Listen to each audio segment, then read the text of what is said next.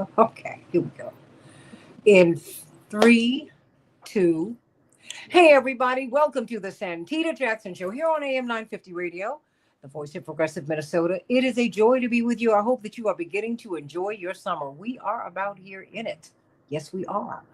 And please be safe out there and have a wonderful, wonderful summer. You know what? It's a very, very interesting time. We're coming out of one election, but we're going into a new election season. Really, we're in 2026. It's hard to believe, but we're 6 months into the year. It's a little bit more than 7 months ago that we had a new presidential election. Can you believe it? And we're still unpacking a lot of that, or at least we should be on the Democratic side, but we're not. We're not. Roots Action has been calling for a postmortem for 2016, 2020, 24. We've yet to hear from the Democrats. They've given us a postmortem, which was so accurate that I read a 4-year-old postmortem and I thought it was current, but no. So what is going on? And Roots Action and other progressives, but led by Roots Action because they really do understand the media space and they have the courage to stand out here and take the hits, quite frankly. They've said, look, the DNC needs an emergency meeting. Not an emergency executive meeting, which is what they just had, where you have the board members. And not another meeting where they congratulate themselves for a wonderful television show, which was called The Convention, but a meeting in which we discuss where we are. We're living in a time in which a Republican senator said to what one would have presumed to have been a friendly audience, someone shouted out, people are going to die. And she said, well, people are going to die. That's what we do. And then her mea culpa had her going to a graveyard. Really not giving an apology, saying, well, next time, maybe I'm so glad I didn't talk about the tooth fairy. And yet the CNN polling and other polls show that Republicans are outpolling Democrats in terms of their handling of the economy, even though this big, beautiful bill promises to cut Medicare, Medicaid, and Social Security. And don't be fooled by the public breakup of Elon Musk and President Trump. There's a lot going on. I can't wait to hear what you have to say about it, Terry O'Neill, because remember, behind all of that is Palantir. What is Palantir? Well, Palantir's Peter Thiel put the vice president on the ticket. And these big tech bros are running things, and now they've had complete access to all of our personal data. So what does that mean? There's something else is going on here. Do not get so caught up in the personalities that you're missing the policies. And the Democrats and the Roots Action, should I say, they want us to come together and talk about all of that. People who are scared, people whose checks are being delayed, if they get them at all, people whose checks are being slashed, all of that. Don't you think we need to talk about that right now? Really get past the policy, get to policy, get past the personalities. We're talking about everybody's personalities, whether you like Elon Musk, whether you don't like him, whether you like President Trump, whether you don't like him, whether you like any of the Democrats. I don't care. It really does not matter. The question is, once I say you gotta, before you pull the lever for who you want, you better get what you need. That's politics. Okay, so this is where we are. We're also with a country which Japan holds most of our debt, more of our debt than China does, and yet they are saying, now, you know what, we're not going to do this with you anymore. So what does that mean? No one's having that conversation. And no one's talking about how Americans are going to make it from day to day to day. I believe that Roots Action and other progressives want to have that conversation. They know we need to have it now. We've got Attorney Terry O'Neill, President Emeritus of the National Organization of Women, and the political director of Roots Action, Sam Rosenthal. Sam, please talk to us about what Roots Action, what are you calling for? Yeah, well, first, thanks so much for having me again. It's great to be back on the show. What we've been calling for is for the DNC to have an emergency public meeting of the whole DNC, not just a segment of the DNC or DNC officers only. We want a public meeting that rank and file Democrats, as it were, can attend, can voice their concerns, can talk to DNC leadership about what they want to see. And I think the feeling behind that is that we need to see more urgency from the Democratic Party. We were told in the run up to this election that this was an existential election. This was the most important election of our lifetimes. It was critical to keep Donald Trump from the White House. And the Democrats failed in that respect. I mean, there are many conversations to be had about why voters went for Donald Trump, why he won a larger share of the vote than he did when he last ran. But I think that a lot of the responsibility lies with the opposition party that ran a campaign against Donald Trump that was one of the most disorganized, chaotic campaigns we've ever seen for a president in the modern era. And a lot of that disorganization led to the place where we are now. So if it's true that Donald Trump was an existential threat to democracy, which I happen to believe, I mean, I agree with that assessment. I think that's right. And we're seeing the damage that he's done already just in the first couple of months. He opened the floodgates to billionaires, to plutocrats, as you say, to just come in and pilfer the treasury, pilfer the rolls of U.S. citizens, take whatever information they wanted about us. We still have no idea what information Elon Musk and people like that walked out of the government with. And he's done massive destruction to some of the most marginalized communities in this country. And the Democrats are proceeding like it's business as usual. We really feel that it is not business as usual. We're in a moment of acute crisis, and we need to see strong pushback from the opposition party. So there was an executive meeting. It actually wasn't an emergency meeting. It was scheduled already in Little Rock last weekend that I attended. We were the only national organization that was there outside of the DNC executive committee itself. So this was a very obscure meeting held in sort of a part of the country that's not so easy to get to from major media markets. And it was a very quiet, sleepy affair. I was there on the ground. I observed it. I talked to Ken Martin, the chair of the DNC there, and it was a very quiet affair. And we just don't think that that is the appropriate register for the moment. We think that we need to see the Democrats building a mass movement to oppose Donald Trump, building an electoral machine that's going to take back Congress and ultimately take back the White House. And we want to see them taking that task earnestly, really marshaling the resources that are needed to mount a full offensive against Trumpism, against the right wing in this country. And so far, we haven't seen that. Sam Rosenthal, Roots Action Political Director. Why was it held in Little Rock, Arkansas? It's a good question. I'm not really sure. Arkansas is a state that hasn't been in the Democratic column since Bill Clinton ran for re-election. It's not a state that we typically think of as being a Democratic stronghold.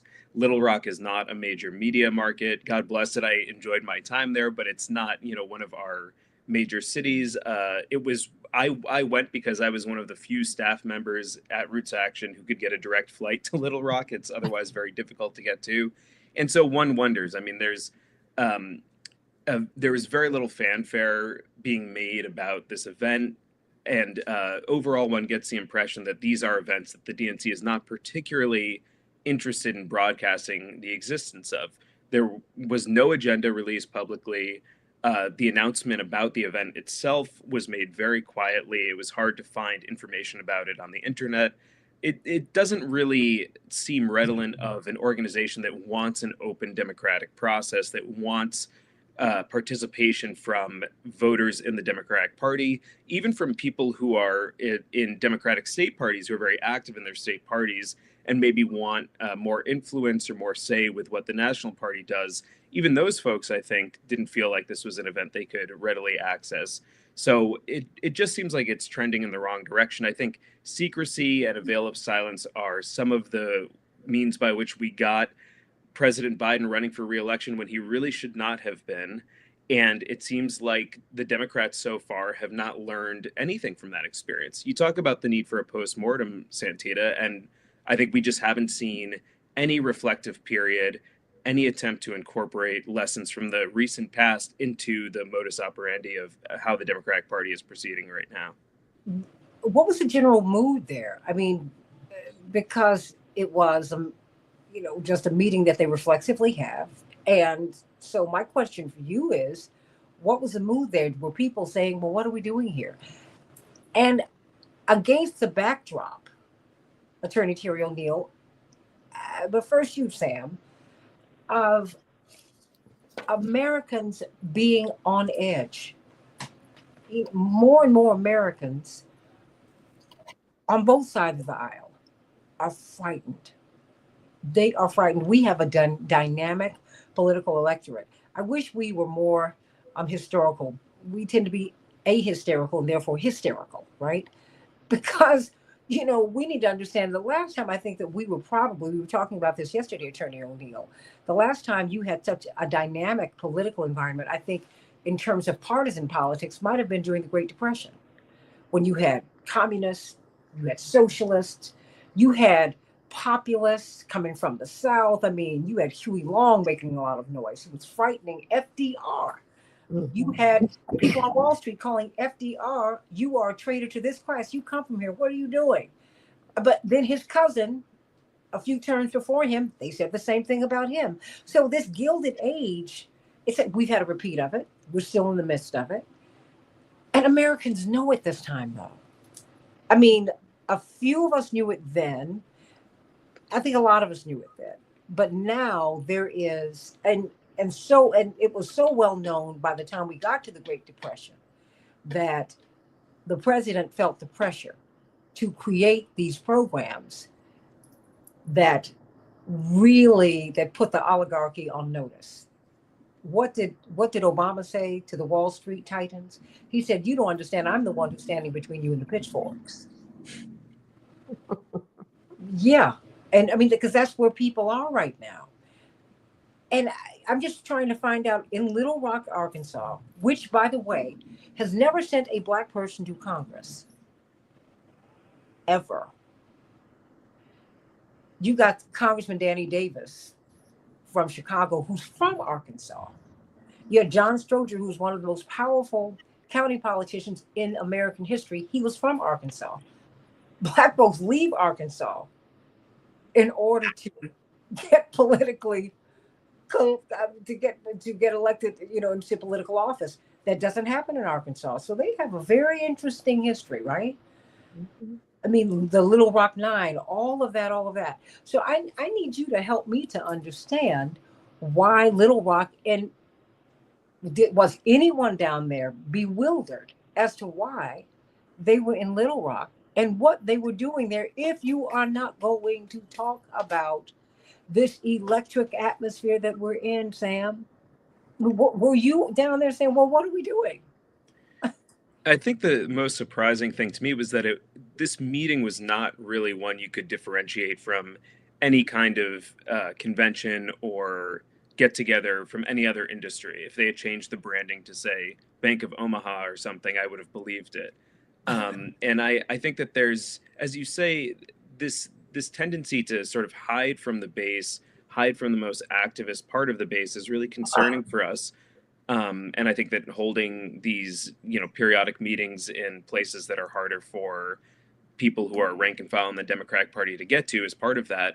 But we'd really like to see the party trying to harness some of this activist energy. There are lots of folks who are out in the streets right now. There are lots of folks who are organizing locally who want to be part of a resistance to the new Trumpism, but they don't know what to do when it comes to engaging with the Democratic Party, because the party is not showing them a means by which they can constructively communicate with the party. The message from the party is effectively, we've got this. We're doing business as usual. We know how to do this. And you can hold your little rallies and you can make whatever noise you want. But when it comes time to running elections, when it comes time to maneuvering inside Congress, inside state legislatures, you just let us handle that because we're the adults in the room. When the party has repeatedly shown us that they don't really know what they're doing often. And I think the last election was a good example of that. Lots and lots of people in the base of the Democratic Party said, are we sure this is a good idea? Are we sure that we want this person to run for re-election? Are we sure we don't want to have an open primary where we can get all the most galvanizing candidates in the Democratic Party to come together on a debate stage and get energy back into the party? And they said, no, we've got this. Please don't bother us with these alternative suggestions. And we, see what the result is of that. So it just seems like it's continuing a trend.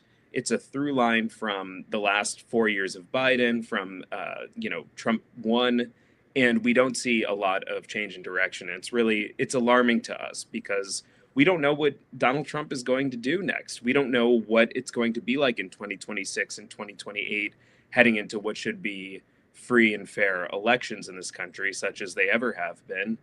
And I don't see the urgency. I don't see the sense of alarm that many of us feel on the ground. But you were in Arkansas, where the Clintons are, and to fully disclose, we have worked out a wonderful relationship with the Clintons, whatever our political disagreements have been, and they have been numerous. We have had great relationships with them, but Terry, that's how the Clintons are. And I appreciate that, because even when you're in disagreement with them, they never shut you off, unlike other people. They might try to shut you down, but they will keep the portals of communication, the lines of communication open, because they know that we've got to live to work together and fight another day. And I appreciate that. But you just had James Carville, no one's been closer to them in terms of being a political mouthpiece. He just told the progressives, well, go form your own party. Mm-hmm. I mean, he's been very, very strident in his criticisms, caustic, almost nasty. And that's going after really your demographic, Sam. I mean, young people, really, because the young people they're going. I look at the numbers. Donald Trump. Well, the time was right for that, because I would say Donald Trump and Bernie Sanders. The duopoly has been broken. No one wants to acknowledge that. And we can get to Corinne Jean-Pierre in a minute. But that's been broken. I'm trying to figure out why they would go. They didn't even come to Chicago, which is where Obama was. I mean, you just see it, arguably had a successful presidency, right? He won 2 terms.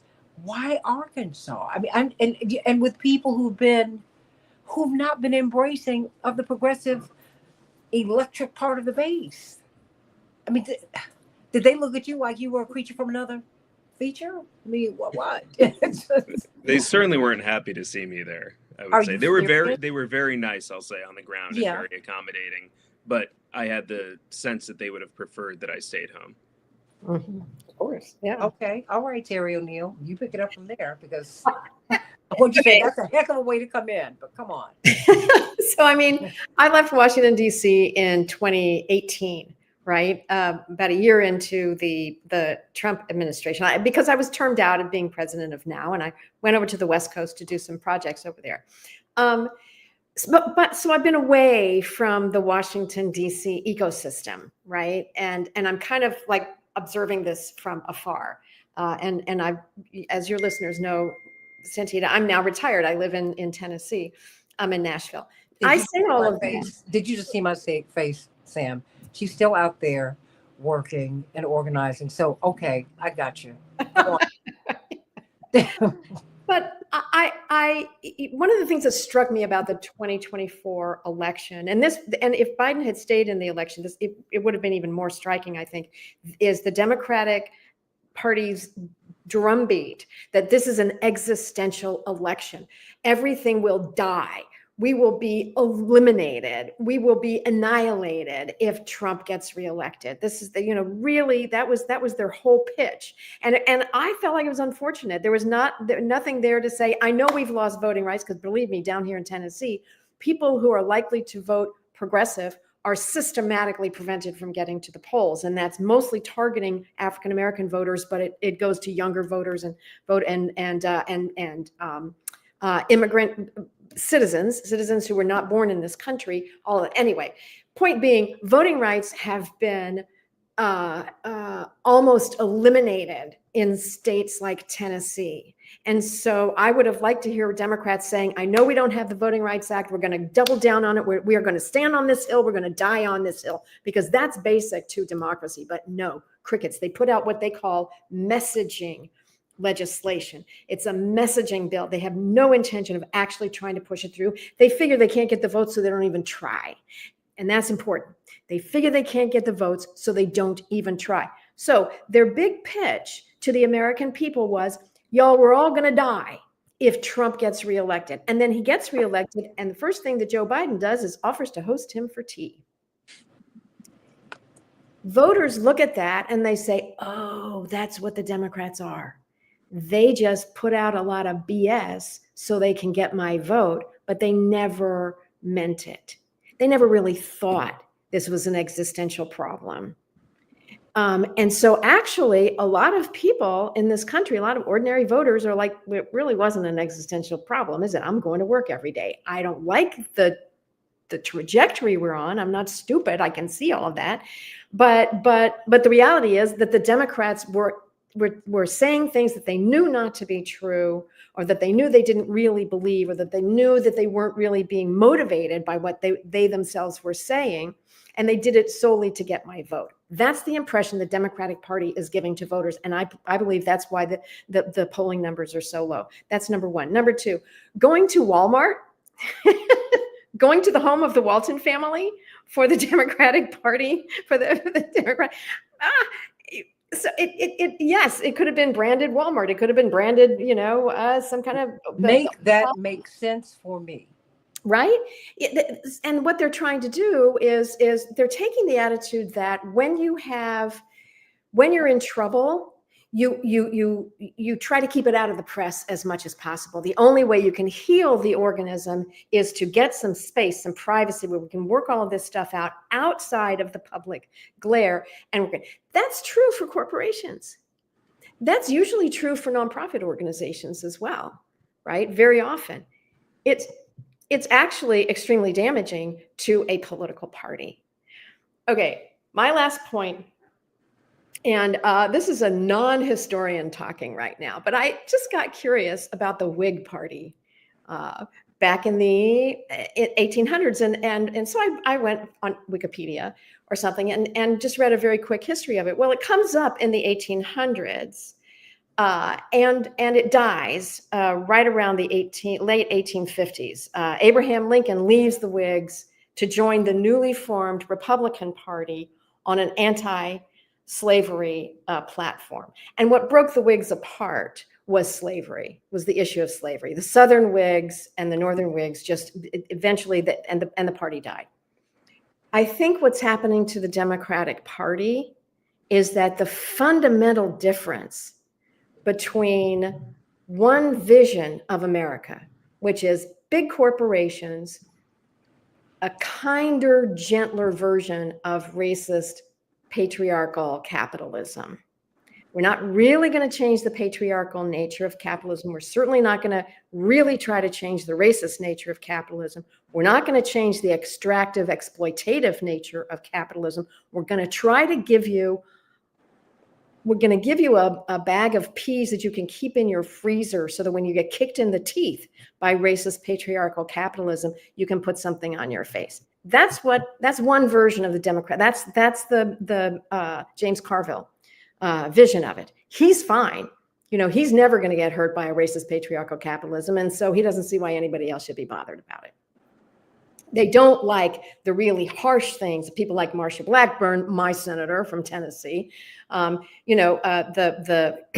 billions of dollars for-profit prisons to put people in cages. And so they're not so happy about that. But challenging a system that grinds ordinary people down into dust is not what that wing of the Democratic Party is about. Now, there's the other much smaller part of the Democratic Party that does care about that. That AOC is out there talking about what it's like for people who are wait staff in restaurants. She knows it. She has lived it. She's talking about, and Bernie Sanders is out there talking about, I went to college practically tuition free. Why are we not doing that for our kids anymore? Those Wait a things. minute. are At the actually wisdom. University of Chicago, which is now $100,000 a year for an undergrad. There you go. Right. It's crazy. It's absolutely crazy. And that is actually connecting with most voters. But the James Carville people, and bless their hearts, the Clintons and even the Obamas, they are just not willing to give up on the wisdom and the good-heartedness of smart, capable corporate CEOs. And you know who they remind me of in their unwillingness to really be skeptical of those smart, high-achieving CEOs? Herbert Hoover, Mm. who gets a bad rap sometimes in terms of who he was. But what he was above all was a capitalist. He was horrified by the Russian Revolution. He himself lost many, many dollars, tens of thousands or hundreds of thousands of dollars in Russia, where he had invested in a mine or something. He had gone over there as an engineer to help them be more efficient, by which he meant squishing the workers even further and doing it through technology. So he had gone over there. And by the way, he decided to invest in these mines that he made so much more efficient. And then comes the revolution and they took it away from him. And he was really, it guided his entire political philosophy from then on. But he repeatedly said that we should depend on the wisdom and the good intentions of the corporate CEOs that he hung out with in those nice places that they went for dinner and so forth.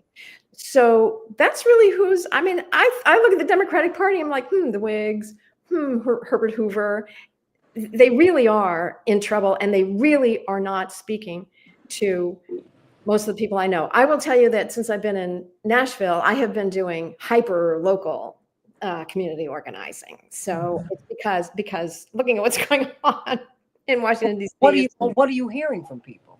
Are they uneasy with what's happening? Oh, they're furious. It's not just uneasy. They are furious. They are concerned. They are puzzled. They are they're willing to get active.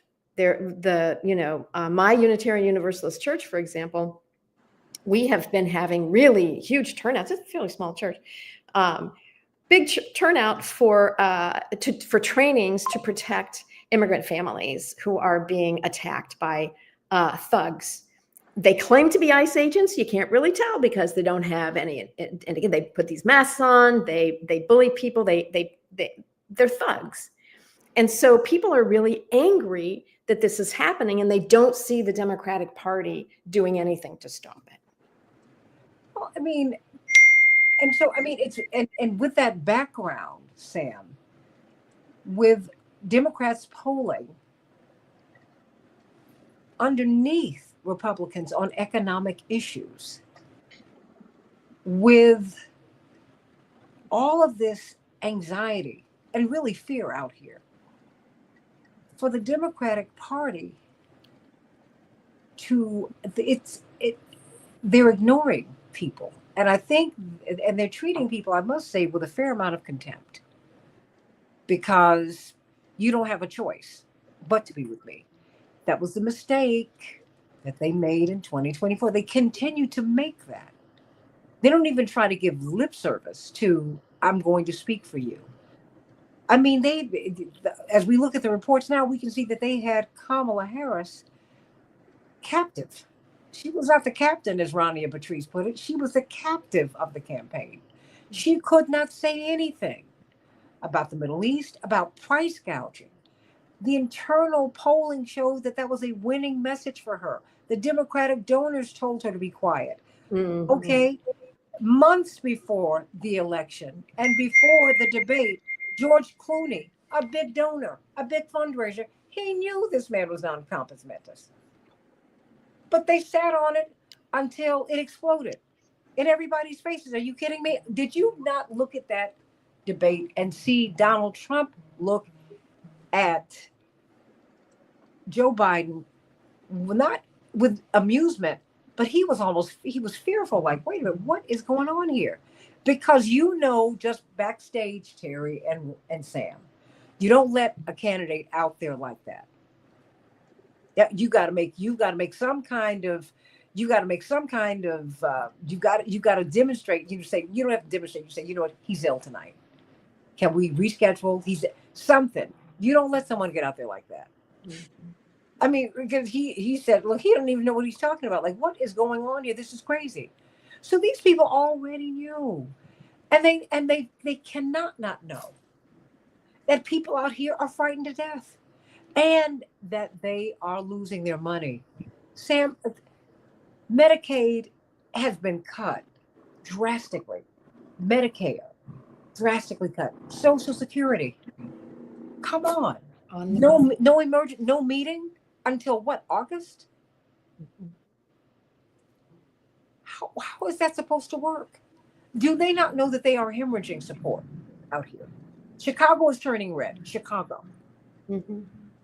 And can I just say another thing? When you are in trouble, I think, as a political party, the one thing that will make things better is to have a big, open fight about it, because that's where the ideas come in. That is where, if you're a political party, if you're doing, and actually, you know, the philosophy of the community organizing people that I hang out with is tension is good. Do not, we all like to sweep it under the rug. We don't like tension. We're all on the same page. We share the same values. We're trying to achieve these things in education and affordable housing and in the justice system and so forth. And so we want to believe that we're always, you know, in lockstep with one another, but we're not. And if there's tension in the room, embrace it or lean into it and unpack it and really talk about what is the tension about and how do we grow as an organization from this tension. We close out every meeting of the group that I work with an evaluation. One is, how are you feeling? Just feeling right now. How are you feeling? And where's the tension? And let's bring it up to the surface and acknowledge it. Can't necessarily resolve it, but acknowledge it. That, I think, is how public organizing, that's what you need to do if you're not a corporation or a, you know, private nonprofit. It's that public airing of ideas, yes, grievances, but also solutions, suggested solutions. And that's how everybody gets stronger.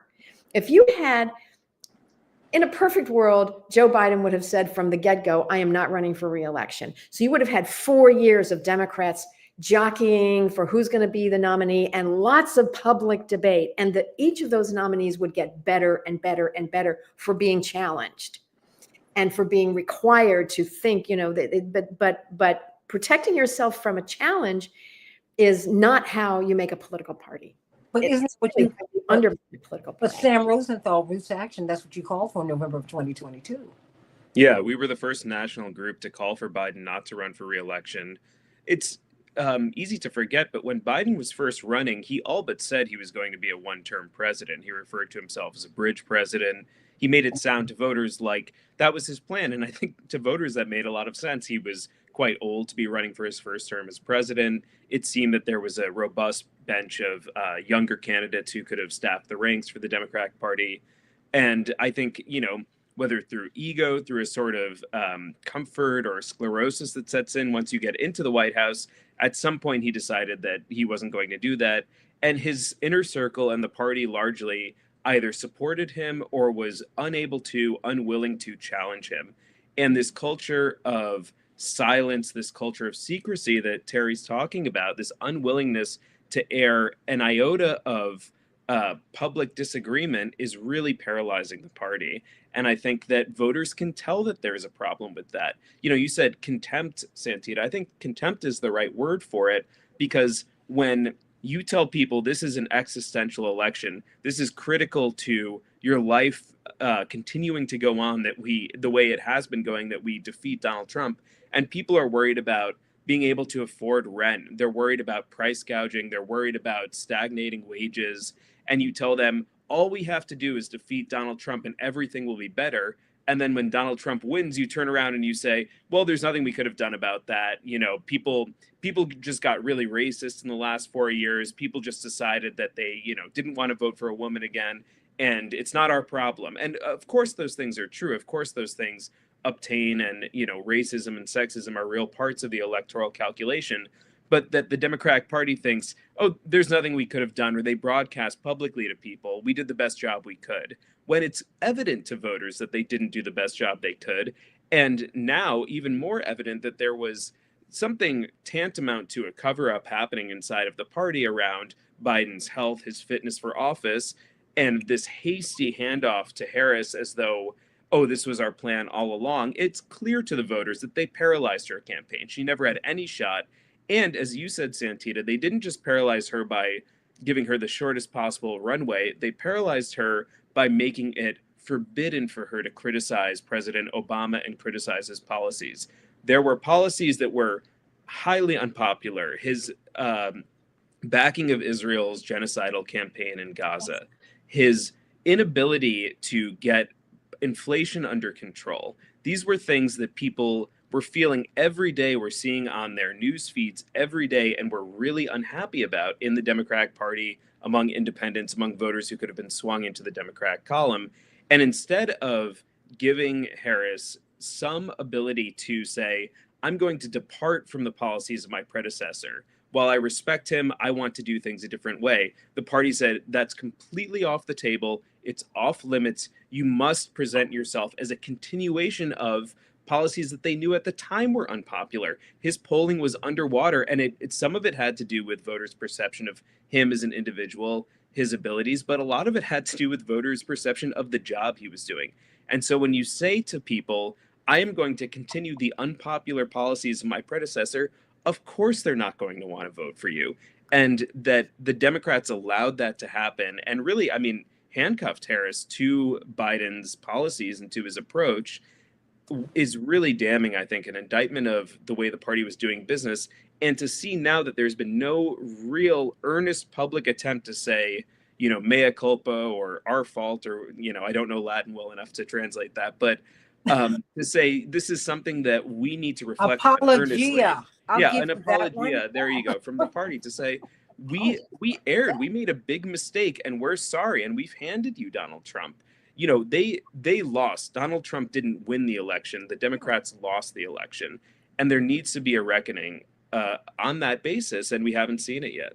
And the fact is, President Biden called her, and she thought he was going to give her an encouraging word about her imminent debate. He said to her reportedly, "No daylight, kid." Yeah, no daylight between the two of them. No, and that was it. Right. She reportedly was like, "What? WTF?" in her mind, like, what? Because it did not sound like, haha, no daylight kid. It was menacing. Mm-hmm. Because this is the president of the United States who is still your boss. Mm-hmm. And so now everybody's writing a book, Terry, as you come in. Everybody's writing a book now. Karine Jean-Pierre, who was the spokesperson for the White House, for the administration. I'm an independent now. I have a lot of respect for her. I like her. I don't like all of this because, it's a broken system. It was a broken system in 2016. Mm-hmm. It was a broken system in 2020. When all of you ran Bernie out, mm-hmm. Who was winning? So you could pull someone, Joe Biden, in who was losing. We were begging him to get out of the race in 2020. Do you not remember? Kamala Harris was about to drop out. You took the two weakest candidates and you put them on top and took the strongest candidate and buried him. Mm-hmm. You think we don't deserve this? I think another thing that the Democrats don't understand, and I wish they would, is that Biden's economics were not successful. All right. Paul Krugman, who I have a lot of respect for, I read his blog back in the day. I started reading him during when the Bush administration drove the economy off a cliff with the shadow banking and the mortgage banking scandal and that sort of thing. So I started reading Krugman's analysis of it, and it made a lot of sense to me. But Paul Krugman, to this day, is saying about Biden that he had a very successful economy, and here's why. Because if you look average over everything, if you average it out, unemployment was down, and he was getting, by the end of his term, he was getting inflation under control. the stock market. But he didn't say it's not because the stock market was doing well, was it? Employment was down, and GDP was up. Okay, all right. So that looks like a good economy. In the 1990s, that actually would be a good economy. Mhm. In the 1990s, the average CEO was making roughly 19 to 23 times the wages paid to that CEO's ordinary workers, not the lowest, but the ordinary, about 19 to 25 times. Today, that factor is 350, Time. right? 355 times. Yeah, Right. times 350 times. The CEO is making 350 times what the baseline worker in that CEO's company makes. That's just one indicator of the outrageous wealth and income inequality that we're facing. And in an environment of extreme, worse than Gilded Age, wealth and income inequality, those averages don't make any sense. 90% of Americans, I believe it's true, 90% of Americans don't have $400 in their bank account so that if they have an emergency, they could pay it. They have to put it on their credit card. And wait a minute. And if they get sick, they're going into bankruptcy. Absolutely. Yes. Given. Even when you have a healthy insurance plan. Right. Yes. You are going into bankruptcy. Yeah. Where I live in Davidson County, Tennessee, if you are a single parent with 2 children, it costs you need to bring in $84,000 a year in salary. And if you do, you can pay your basics, but guess what you can't pay? You can't save for your own retirement or save for your kids' college or save for that unexpected thing that comes up if somebody gets sick in your household. So no, wait a minute, let me say this, and this is in a part of the country, in Tennessee specifically, but in a part of the country where the cost of living is much lower. No, that's a myth. No, but what I'm saying is I can afford to buy a house when I go south. I see. Yes. Okay. Yes. I have a better chance of buying a house in the South than I do in Chicago and in Detroit. I mean, and in Minneapolis, St. Paul, and oh my gosh, LA, New York. That's what I mean by that. I mean, but the myth is that America is affordable for anybody. It's not. It's not. The minimum wage in Tennessee is $7.25 an hour. And it takes $84,000 to just keep your head above water, but without being able to save for those things that your kids need you to be able to save for. So we're in a moment. It's not working. It's working if you think we still live in the 1990s. And now we have the problem of... And $100,000 a year means nothing now. Nothing. Anywhere. No, you can't. You really can't make it on $100,000 a year if you have kids and you need to save for the future. And the problem is you have people who came up in the 80s and 90s who are still in Congress. This is where the age problem, I think, really is a problem. Lived experience tells people like me that $84,000 a year is great. Lived experience tells people like me that childcare, you can just cobble it together and it's not such a big deal. But that's actually not the lived experience of my daughter. I worked 20 hours a week when I was in college, right? The deal I cut with my parents is if they could pay the tuition, I would pay everything else. And that's what we did. And 20 hours a week, I was able to pay 100% of all of my expenses. That included books, it included travel back home from college, it included clothing, rent, food, everything. My kid went to college in 2009. That wasn't even an option. There was no way on 20 hours a week she could could make enough money to be able to afford all of that stuff. So it's a different economy. And the people who are in charge in the Democratic Party, frankly, I think are stuck in the 90s. And that's a real problem. Well, absolutely. With NAFTA. And with neoliberal policies. When we talk about, I think that's completely right, Terry. And when we talk about changing the leadership and getting some of the older folks out of the Democratic Party, it's not just ageism. It's exactly what you're talking about, that there is a disconnect from the experiences that people are having every day, because a lot of these folks have been in Congress for 30 or 40 years. it's been a long time since they touched grass, as the kids say, since they were living on planet Earth, and they were having to save, they were having to budget in a way that is typical of middle class folks. They don't have the experience. I'm a millennial.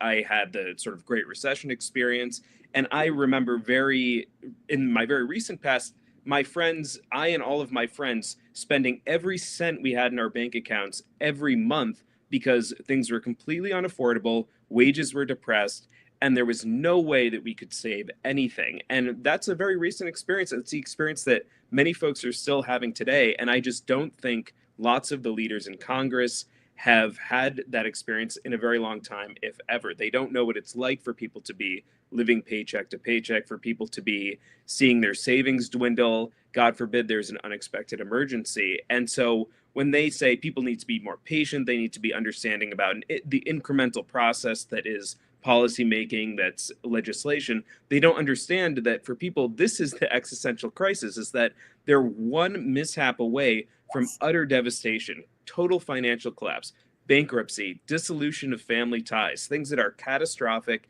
and really kind of life-ending, not to be dramatic, but without people dying. I mean, and sometimes with people dying, these are life-ending emergencies that destroy and rend the fabric of people's social worlds, and they're just not attuned to that potential that's very real in most Americans' lives. No, it's very real. In Canada, poor people have the option of killing themselves. That's the story. They can euthanize. That's coming here. Mm-hmm. Yeah. I've talked about that issue on my show before. Mm-hmm. Mm-hmm. Because you have Yuval Harari of the World Economic Forum who talks about superfluous people, useless eaters. You have people at the top, Bill Gates, who's talking about overpopulation. The world is not overpopulated. Mm-hmm. It is not. You have too few people taking too many resources and too many people who have access to too few of the resources. Yes. My pastor told me, God rest his soul, I've never seen God make a mouth that God couldn't feed. Mm-hmm. The miracle of the world, except for people who have been lost in space, everybody who was ever on earth is still here, buried or dust. How genius is that? And so I want to know about this. I mean, you've got Karine Jean-Pierre who's saying, wait a minute, I think we need to stop thinking in boxes and think outside of our boxes and not be so partisan. Okay, Sam, I see that. What? I want your reaction. Give it to me right now. I'm just not sure what that means. I mean, this is someone who is inside the machinery of the Democratic Party, who was the face for a long time of what we now know to be at least an obfuscation of the facts, if not a full-blown cover-up of the facts. You're good. We need to make you the spokesperson. So then, I'm trying to hedge and be polite, but so then, for this person to say, oh, well, people are disenchanted with the two-party system, of course, because of people like you who look them in the face and lie to them when they know that you're lying to them, and treat that it's disrespect to the voters. Voters feel disrespected by this party, and then they look across the aisle. Their only other option is a neo-fascist institution that is enabling the rise of white supremacists, oligarchs, plutocrats. There's no option here. So, of course, people are frustrated with the Democratic Party. Of course, they want to reach out, but it is people like Jean-Pierre and functionaries inside the party who make them feel disenchanted with the Democratic Party, who make them feel like it's an elitist institution that has contempt, genuine contempt for working class voters, and doesn't want to incorporate them into the party whatsoever. It just wants them to dutifully shuffle to the polls every 2 to 4 years and press the button next to where it says D.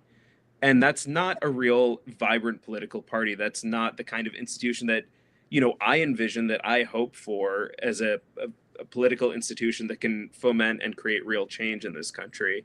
But the barriers to creating another party are substantial. It's fine for well-off people to say, I'm an independent. I know lots of independents. They're mostly people who are doing really well financially, because it's okay to say, oh, I reject the two-party system. I'm a third wayist, or, I'm a progressive libertarian, whatever these different political ideologies they want to identify with are. But that's because they're largely not implicated by what happens in Washington, what happens at the policy level. They have the luxury and the latitude to float above and sort of live their lives and go on vacation. And, maybe the marginal tax rate goes up and down a little bit, but we know that both parties are committed to keeping it pretty low for top earners. So it's not really a big deal.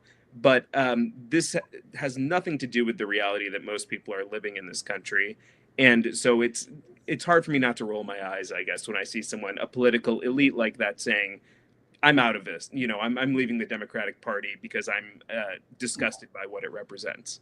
Well, also because to me, I'm watching the status quo once again shift the conversation, because now I'm not going to ask her about her defending the questions about his competence, his mental fitness, because she was asked those questions directly and she pushed back. Now, either you were way out of the mix and they did not allow you to do your job, which is a grave insult. And you had an opportunity to resign. Something is not right here, because the conversation is not about what you obfuscated. The conversation is about what you're skating away from. Exactly. And we saw also Matt Miller, who is the State Department spokesperson who carried water for the administration, especially around the Gaza question. The other day, he was on some show saying, well, I think Israel's committed war crimes, but I couldn't say that at the time when I was employed by the State Department, because I'm the mouthpiece of the administration. I'm not speaking in my personal capacity. But what that elides is that he went up in front of cameras over and over and over again and said things he knew to be untrue that were covering up the reality of what was happening on the ground there. And so now he wants to wash his hands of it and say, oh, well, that wasn't me. That was me. I was doing my job. I was being a good soldier for the administration. But I don't think that he should get off the hook for that. I don't think that we should let any of these folks off the hook just because they were doing what work was assigned to them. And it's clear that that's what a lot of these folks are hoping will happen now. And they all knew the state that the president was in. You can't be in that space and there's chitter chatter everywhere. Okay. The White House is an ecosystem, everybody. You literally do not need to, it's a campus. The White House that you see on top, there is a real White House literally several levels below. Their mess hall is a 5-star dining room. I mean, you gotta laugh about it. First time I went, it was like, and the Bushes took us after the '88 campaign, because President-elect Bush met with Reverend. He said, but I want your children to come. People were talking about us. We'd introduced my father at the convention, blah, blah, blah. He said, whatever our political differences, they should know each other. Who knows, they might be able to work together down the road, Jesse. And you know what? Because you kind of had that experience at that time. If you could reach across the aisle, you would. Okay? And I could appreciate that.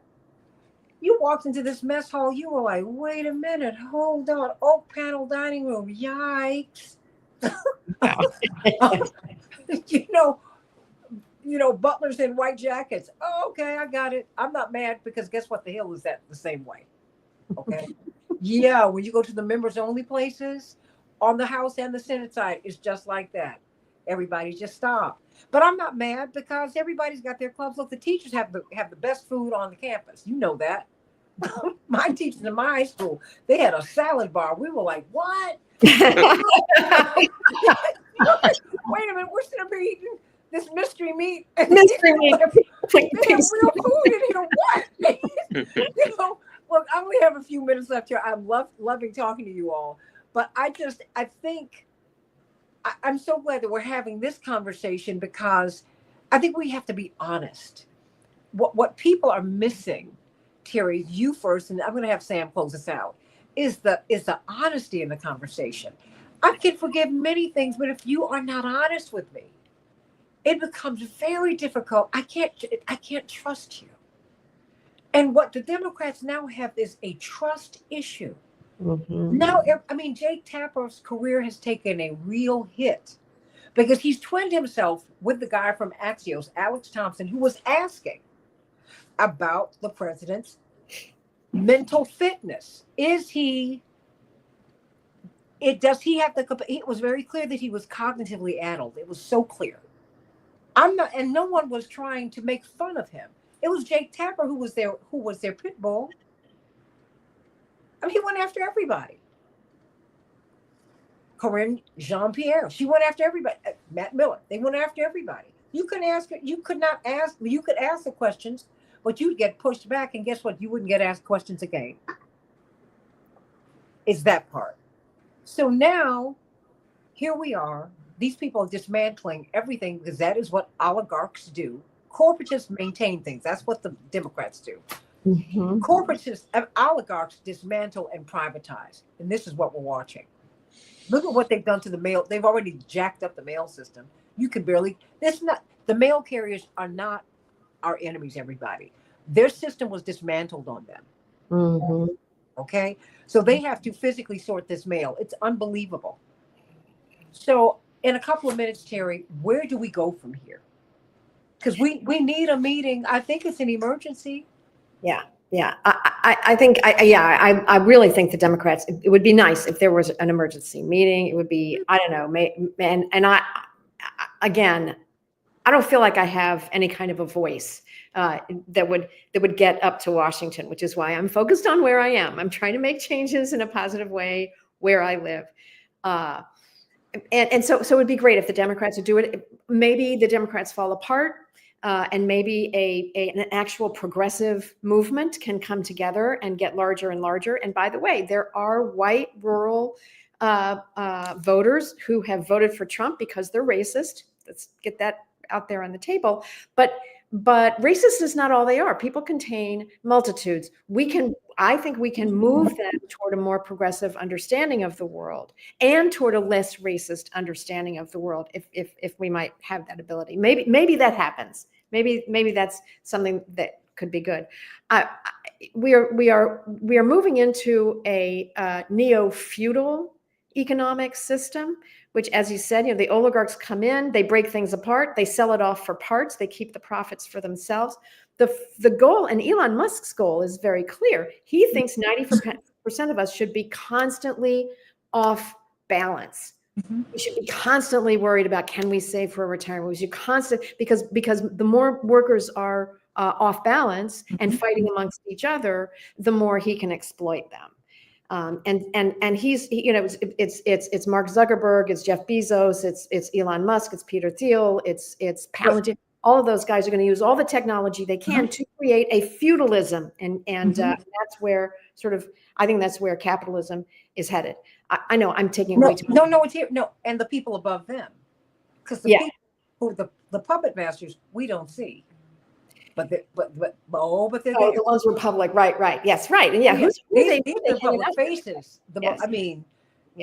Trust me, trillionaires do exist. Everybody. The Bohemian Club is out there, telling Clarence Thomas how to vote on the Supreme Court, and telling Peter Thiel, because that's how he got his money. Because all these folks. Wait a minute, because we just need to get real about this. And let's be clear, they're racist in the Democratic Party. That's how we got the 94 crime bill. That's exactly right. That's okay. Right. So let's stop it. NAFTA, that was contempt for workers. Stop it. And the other thing I think we need to do is I'm hoping that there can be some kind of shakeup in the media world.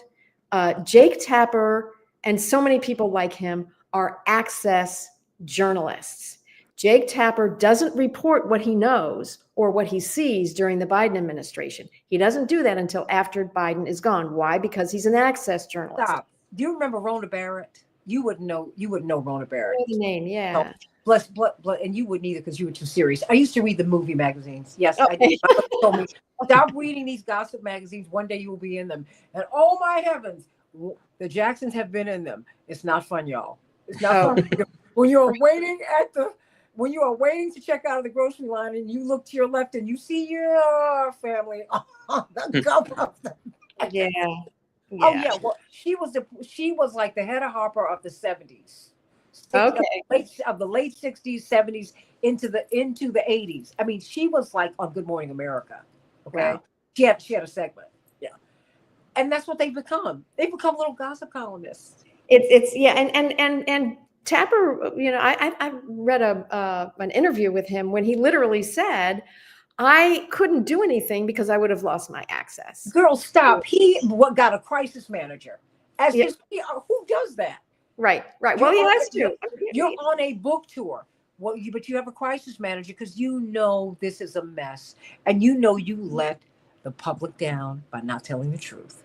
And in the face of, so we have CNN not telling the truth because of access journalism and their fears about losing their access, what little access they have. But then on the in addition, we have a $1 trillion propaganda machine. It's not just Fox News, it's the entire global Murdoch empire, right? That is propagandizing us constantly. It's Newsmax, it's OANN, it's the Claremont University system. It's the BBC, it's NBC, it's CBS, because they have been overtaken. They wrote they have written about how the intelligence services have infiltrated corporate media. I mean, that's just how. I mean, look, Bob Woodward was an intelligence officer.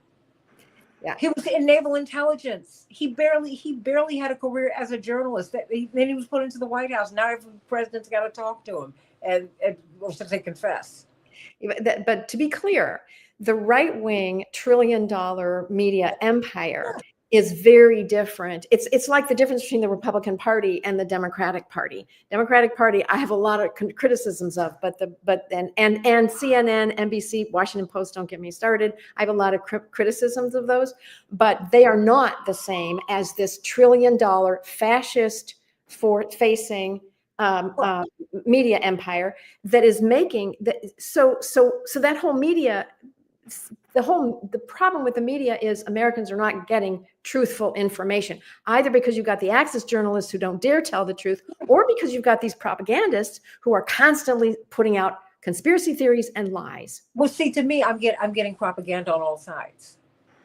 And yeah, I mean, because some of the friendliest journalists who I have met in my lifetime, it turns out they were intel. I mean, I've been living with these people all my life. I'm not mad. I ain't mad at nobody. What I'm not getting from anybody is the truth. What I'm not getting is no one's going to Appalachia. No one's going to the Mississippi Delta. No one's going to the projects. No one's going to middle-class America, which is almost non-existent. My brother, former Congressman Jesse Jackson Jr. said it this way, Sam. We are the richest, we're the best-looking poor people in the world. Americans are absolutely financially insecure. We cannot afford to buy houses anymore. The house that you could buy in the 90s for a little more than $100,000 cost you $400,000 or $500,000 right now. Have you looked at HGTV? I'm a big fan, I admit. And I am shocked at what a $300,000 or $400,000 house costs. It's a bungalow. Yeah. I'm like, are you serious? That was built in the 70s. Yes. So it doesn't even have the structural integrity of an 80 or 90-year-old house that has been really, that was built with brick and mortar. I mean, this is where we are now. Yeah. And I can't let anybody, no one here is letting anyone off the hook. I think what we're trying to do, we have to call people, we have an obligation, Terry and Sam, to hold people to account. Because I'm trying to talk to young people younger than you, Sam, although that's hard to believe, people of voting age. Not for me. Voting age. And I'm trying to talk to them, and they have already written off the Democratic Party. In fact, they've written off both parties. They are, I mean, when I'm talking to Terry, when I'm talking to these kids, you have lost them. Mm-hmm. When I'm talking to many Black people, many Black men, increasing numbers of Black women, you can't talk to them about the Democrats. I'm not talking about middle class folks. I'm talking about people who are out here trying to make it. Yeah. And that increasingly is us. How many Ubers have I gotten into that are luxury cars, and people will look at you furtively and say, well, let me tell you why I'm driving. I'm like, hey, you don't have to explain anything. It's hard out here. Mm-hmm. I don't think that you just ended up with this Mercedes. I know. I don't think you just ended up with this Lexus. Mm-hmm. I've had more people tell me about how they've lost their jobs and they had to figure out how to keep on going. I said, well, you keep on going. Just don't drive when you are sleepy. Just because that's where we are now. Yeah. And now Walmart's about to be unaffordable. Come on. But that's where the DNC has their meeting. And we talk about nothing. So what do you want to see us do going forward, Sam? Because I think that we can sound the alarm because there will be a meeting in August. And I think, you know what? I think we need to know where it's going to be. And I think that people should just show up. And they can tell us not to come in, but I think we should just be there. I completely agree with that. And I want to make one more point related to what Terry was just discussing, because I think it's germane to this.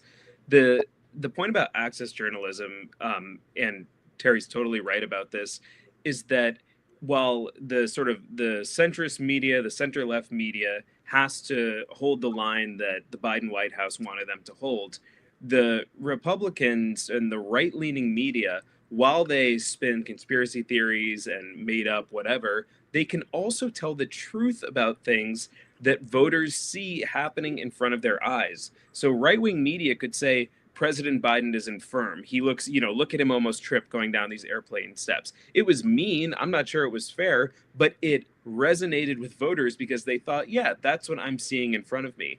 And there is a corollary in the way the Democratic Party does business right now, which is that they very much follow suit and they want the voters to believe what they're telling them. And there will be no progress, I think, in the Democratic Party getting folks back into their column, getting people energized and enthusiastic about the party brand until they start to level with voters again, until voters feel again like they are ready to talk in a real way to voters. They're ready to tell them the truth about what's happening. They're ready to say, yeah, our popularity, our favorability is in the gutter. It's the lowest it's been in decades. We need to do something to get out of that. They can't say it's hunky-dory. They can't say we're doing a good job. Just let us do what we do and we'll get you back there. We'll retake the House in 2026, maybe even the Senate, even though most people agree there's no chance the Democrats retake the Senate in 2026. We'll retake the White House in 2028. They may, but we want to see them having a real conversation with voters about how they're going to do that. And it starts with meeting people where they are and saying, we know the last 4 years weren't great. We know that you suffered. COVID was hard. Inflation was harder. Things are getting worse and worse in this country for working people. And we have a plan to address that. And when they say we have a plan, they have to actually have a plan. It can't just be, we're going to fight, which is the only thing you'll hear now from Democrats. We're going to fight. How will you fight? What will you do? We have to crush this neo-fascist movement that's rising. It has to be an unreserved defeat of neo-fascism. Otherwise, we'll be enthralled to it for decades and decades. We have to put the lie to these claims that Trump and people around Trump are making about, what are the ills of society? The claim that it's people coming into this country from other countries. It's immigrants. It's the working poor. It's trans people. These are all total fronts, total smoke screens, and we need to show that they are. And then we need to point in a different direction. We need to say, we know that people want affordable healthcare. People want universal healthcare. People want college that they can actually go to. People want to not have to go to college to be able to support a family also. We need to address these issues. We need to address affordability and housing. We need to have real plans. And the last thing I want to say is the Democrats should stop suppressing the progressive movement that's trying to rise through its ranks, because we are the folks who have a plan for this.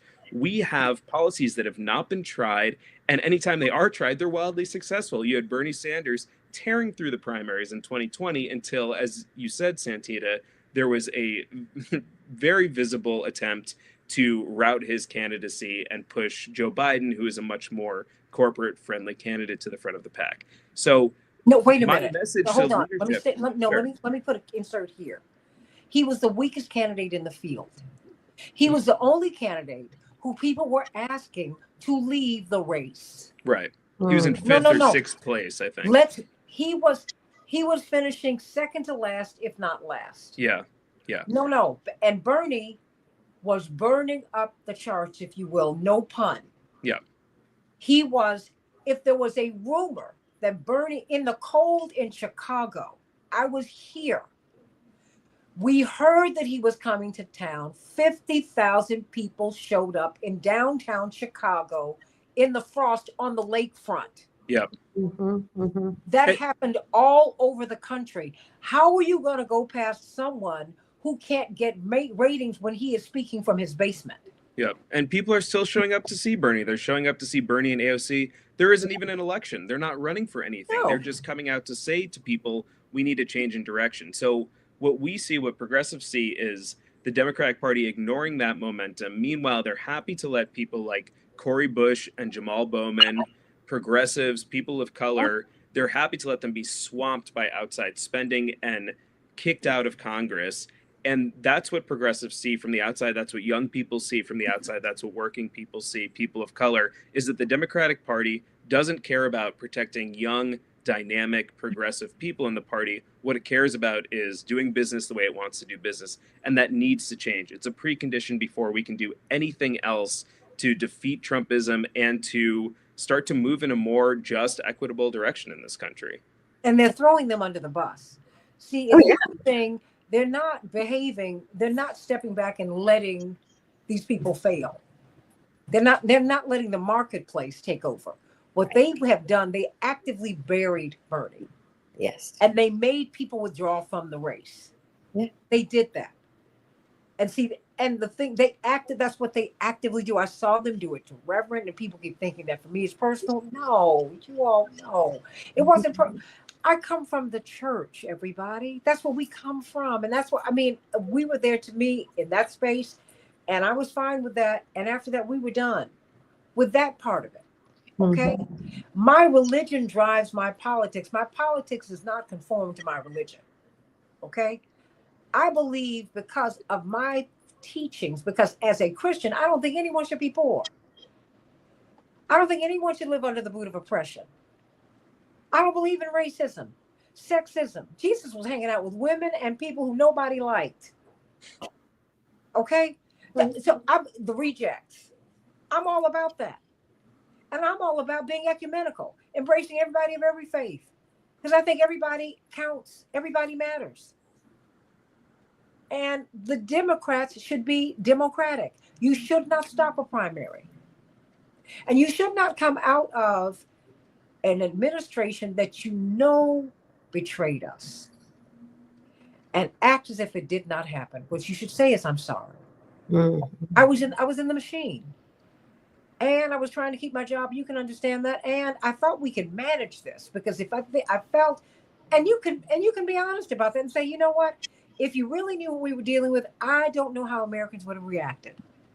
I think Trump was right on this score when he talked to Bob Woodward. He said, I don't know what this virus is, because you don't know what they were telling him, because it's very clear he deals with hostilities in the White House, Joe. I'm not making excuses for him, but I know how this thing works, and you do too. He said, I don't know what this is. But if I tell people what I think I know, I don't know how they're going to react. Leadership sometimes sits on the most explosive information because they don't want to frighten people. That is real. That's being responsible, because I have to see what all of this is. But you know who could have leaked it? The same man who broke the Watergate story. The man in whom he confided, Bob Woodward. He didn't do it. You know who could have resigned? Fauci. You told us to put on a mask, and you stood in before us with everybody in the room, and you were not wearing one. I think we're all, Sam, you can have that. You can, I'm just saying, wait a minute, everybody. People looking for some accountability now. Yeah, that's true. Because shutting everything down wrecked the economy, wrecked people's lives. And because we didn't have a universal single payer system in place, people got sick and died, and they didn't have to. They couldn't afford. You could not get tested in the Black and brown communities. But my friends who lived in wealthy white communities, they could get tested all day, and they could get treated all day. Now, if you want to go back, don't tell me we want to go back. I don't want to go back to that. I want to move forward. And you know what, Sam? We need to find out where that DNC meeting is going to be. And we need to tell people all over the country, we all need to show up. Show up. I'm serious. And you do it peacefully. And we need to stand there. They won't let us in the room. Maybe they won't. They're going to let some of us in that room because we're outside. Mhm. And if you want my vote, you need to come and speak to me. And after you have this meeting, you need to come out and talk to me. Everybody. Absolutely. And you need to offer up a plan. Yeah. See, because doing this the cute way, it's not working, Sam. Mhm. You have to march on people. And you do it non-violently, you do it peacefully, and you call them and you let them know, I'm coming to march. We let folks know. Well, what can we do? No, we're coming. Now, what we can do is talk, because we're telling you what we want you to do at this meeting. That's what they're going to respond to. When they look outside of that hotel, and they're always lovely hotels, and when they see thousands of people out there, we want to know what you all going to do for us. It's a different ball game. They had to pass ACA. When you saw the tens of thousands of people who were marching on the Capitol, they had to pass it. Mhm. They had to do something because it was a mess. Yep. People are going to die, and they don't have to. I don't believe we have an overpopulated world. I don't think that God made a mouth that God could not feed. Everybody can be fine. And Republicans need to uphold the Republic, but Democrats need to stand for democracy. Mhm. And you need to stop beating down Roots Action. How about that? Everything that Roots Action, I'm saying it right now, everything that Sam Rosenthal, India Walton, Jeff Cohen, Norman Solomon, your whole crew, everything that you've called for, you've been proved right. We're not happy about it, though. This is not Schadenfreude. I'm not with that. Yes. I don't glory in someone else's misfortune. I'm not with that. Yeah. I mean, or as my German coach would say, Schadenfreude. I am not into that. Yeah. I sing in other languages, y'all. That's what happens. Uh-huh. I'm not into that. What I'm saying is, I don't like that you're right either, but I don't like the fact that they have not read your postmortems. They've done nothing about them. Donna Brazile even said, hey, we got to examine. They shouted her down. She's as establishment as they can get. Yes. Yeah, that's right. That's right. Yeah, I'm like, what are y'all doing? Now, Donna is calling for this. Everybody, really. Yeah. So this is, and we are in an emergency, everybody. It's a crisis. Mm-hmm. And what Dave Dowling, you said, will Trump order Elon Musk to be deported? No, these folks don't even believe in countries. They have special passports. That I'm keeping it 100 with you all. Okay. So he came through South Africa, went to Canada. All these folks, they live transnationally. So let all that go. What you want to do is find out who Peter Thiel is. Mm-hmm. You want to look into Palantir. Mark Andrews. That's how you got JD Vance on the ticket. You want to find out what they're doing with all the information that they were able to pull, because he's done everything he needs to do now. He's got his contracts and he has all of your information, all of it. Yeah. Yeah, and you hear people complaining about China, but of the surveillance state. With Palantir is actually, I think they're just creating a surveillance state for They've all. already created. Yes. Yeah. That's what social media was about in the first place. It was to monitor you. It Yeah. wasn't to let you speak freely. You can't speak freely. Yeah. Ask Norman. When he started talking about peace in Ukraine, didn't they like ban him for like 2 weeks? Yeah, Yeah. I think that's right. Yeah. I kind of remember that. Oh, honey, I Yeah. remember it all, because I was like looking for him. I said, oh, so he's in Facebook jail because he's talking about peace. Okay, I got it. Right. No, Right. because that gets you in jail in Facebook. And maybe this conversation will get me in jail too, because they jammed up my algorithms. But we're going to keep on talking. I need you all to like and share, and I want to see you at the Rainbow Push Convention, June 12th, 13th, and 14th. We will be there. We're going to find out, Sam, you'll be back on this show, because we are going to talk. We're going to find out where that DNC, where their meeting is going to be, because we need to start asking people right now, let's go. Mm-hmm. We don't need to wait for them to give us a report. We need to show up. That's what we need to be doing. We need to show up. And we need to tell them, not ask them what they're going to give to us. We need to tell them what we want. Right. If you want my vote, let me tell you, it's an exchange. That's politics. Quid pro quo. You do for me, I do for you. You do for me, I do for you. I might not get everything I want, but I will get my needs met. Mm-hmm. Watching all these elders working in fast food restaurants. Are you kidding me? Yeah. I mean, like this is not the way this is supposed to go. Yeah. No. I think about my own grandmothers. They didn't have to do that. So too many of them are. They're talking about lifting the retirement age to 69. Most Americans are not well enough to keep on going. You have to be affluent to really be on your feet in your 60s. Yeah. Okay. So let's keep it 100. Oh, you have many decades before you get there, Sam, but I promise you. No, really, because because you have time to exercise. You can afford. I mean, because in the poor grocery stores, like when I was growing up, they used to sell rotted meat to Black people, Sam. Mm. And my father would take us into the protest with him, and I remember seeing flies on the meat. Mm-hmm. That's the kind of protesting we were doing in the late 60s and early 70s.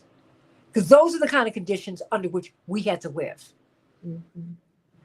Now what they do is they sugar up your food, put dyes on them. You say what you will about Robert Kennedy. You don't have to agree with everything, but getting these dyes and all this stuff that you can't sell any place but here, that needs to be out of our diet. You should not have kids in high school who are 300 and 400 pounds. Mm-hmm. Yeah. That's true. I mean, yeah. And we should not be sick like this. This is crazy. Mm-hmm. Okay, now that I've kind of gone off, but does anyone have anything else that they would like to say? No, this has been an amazing conversation, Yeah, Santita. thanks so much for having us. Oh Thank my you. gosh. And I know we ran over time, but everybody, I hope that, you know what, we need to find out, Sam, where this is going to be, because we need to figure out how we can show up there. Because one or two of us, they don't get it. I promise you, they get it when we show up in mass. Mm-hmm. Yeah. When we show up in mass, because they have all their meetings, they don't have them in any place that you can get to readily. It's always in some lovely, lovely place. I'm not mad at them. Look, I love a nice hotel. I love a spa. I'm not mad. I love it all. I sure do. But I tell you what, I'm not gonna forget about the people who make up the beds Yeah. who work there. I'm not gonna forget about them, because we're supposed to be fighting for them. Yeah. I don't mind staying in luxury, but you know what? You fight for them. Every time I'm in a hospital, when someone serves me my food, you know who I think of? My grandmother. Because my grandmother, Gertrude, that's the job she did. Mm-hmm. You don't know who you're talking to. Mm-hmm.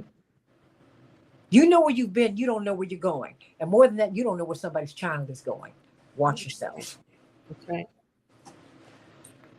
Love you, Terry O'Neill. Right back at you. He fights the patriarchy and racism. I'm not mad all the time. And I have nothing but love for you, like Heavy D would say. And of course, Sam Rosenthal doesn't even know who Heavy D is. That's my generation, but I'm not loving it. I ain't mad at you. I love you. Kendrick Lamar is your generation. I got you. The Beastie Boys are mine, but that's all right. I'm not mad. I have to claim them. They're mine. That's my generation. But I love grew you up all. on the Beastie Boys, so. Okay, yeah, okay. All right. I know, but they were a nostalgia act by the time they got to you. That's okay. That's my group, but I ain't mad. I mean, it's all of them. I remember the Jackson 5. Oh, don't choke. That's right. That's right. But everybody, I hope you've gotten something really great from this conversation. We have a lot more to talk about, and I want you to please support Roots Action, rootsaction.org. Fairness and Accuracy in Reporting, the co-founders of Roots Action, Norman Solomon and Jeff Cohen, have given us some of the finest really overviews of media that you can find. That's fair.org. I hope to see you at the Rainbow Push Convention. Of course, everyone join now. And men support us with that. The National Organization of Women, we need that. And the Rainbow Push Convention, July 12th, 13th, and 14th, we'll actually be starting at the gospel concert on the 11th of July at Fellowship Missionary Baptist Church that evening. But we do hope that you'll be at the conference, because we need to be with each other. And we're going to continue to have these conversations every day here on the Santita Jackson Show. I'm so honored that you all are with us. And that's right, Roots Action. How can they get in touch with you? Renee Criswell wants to know, Sam. As you said, go to rootsaction.org. You can see campaigns that we're running there. You can find petitions. Folks can also always feel free to reach out directly to me. I'm just sam@rootsaction.org. So if you have any questions or comments, please feel free to email me directly. Okay, Terry, how can we reach you? I'm actually on Blue Sky at terry.o'neill. Yeah, I am. And for those who are on Mastodon, just look for Terry O'Neill at Mastodon if you're there. All right, now I love it. I love it. And I'm Santita Jackson on Blue Sky. I'm Facebook / Santita Jackson and Friends, Santita Jackson and Friends, and at Santita J on, yes, I'm still on X, and the Santita Jackson Show YouTube channel.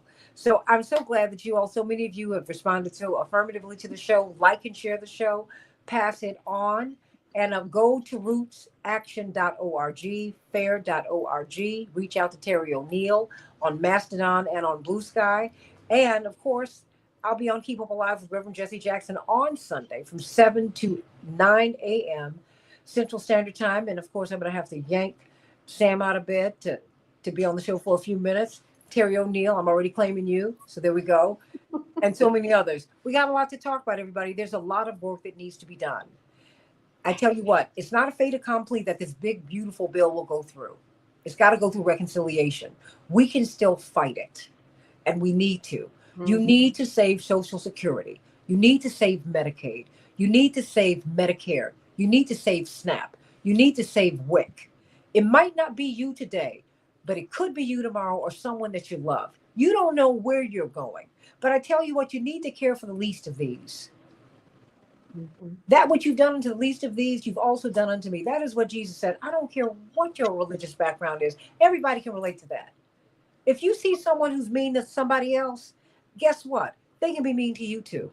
That's right. Yeah. How about that? Let me just put it that way. Can I just give you that? So people who thought that Donald Trump only meant the other guy, well, now you're that guy and that gal. That does not give me any joy to say that. It's very painful. But you got to stop. You got to get out of your silo and stop thinking that you're special.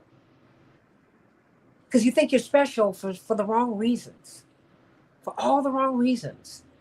It might be your race. It might be your religion. You might be taller. You might think you're better looking. Whatever it is, it's all this stuff. You might have degrees and somebody another has a different skill set. You live in another neighborhood and this up that. Let all of that go. It really does not matter. You cannot take it with you. For all of the jewels and fabulous things that Diana, Princess of Wales, had, when she was gone, when they rolled her down the street in London, she was in a box with 2 letters on top of the box to Mummy and some flowers. That was it. You cannot take any of this stuff with you. But you will leave your good works behind. We have an obligation to leave the world a better place than how we found it. So let's get to work, everybody. The Santita Jackson Show, AM 950 Radio, the voice of progressive Minnesota. God bless. Take care.